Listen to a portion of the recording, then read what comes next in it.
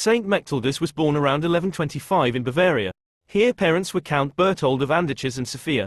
When Mechtildis was 5, her parents placed her in the monastery they had founded on their estate at Diessen, Bavaria. The nuns brought her up, and Mechtildis grew up to be a devout and prayerful young lady.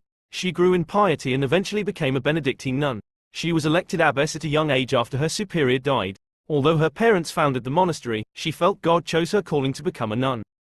Her holiness and reputation spread, and when she was 28, the Bishop of Augsburg appointed her abbess of Edelstetten and told her to reform the convent.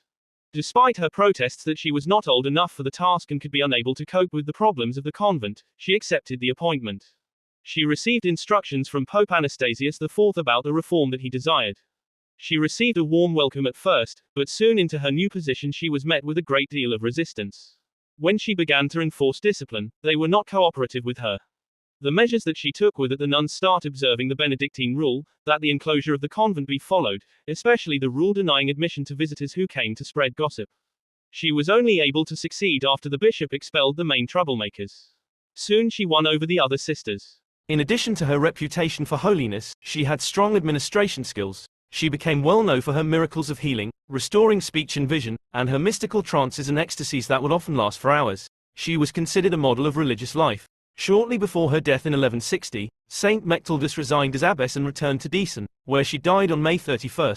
Her life is an example that reminds us, whether we are religious, married or single, we are all called to enter into the holiness and love of God, and to be of service to others.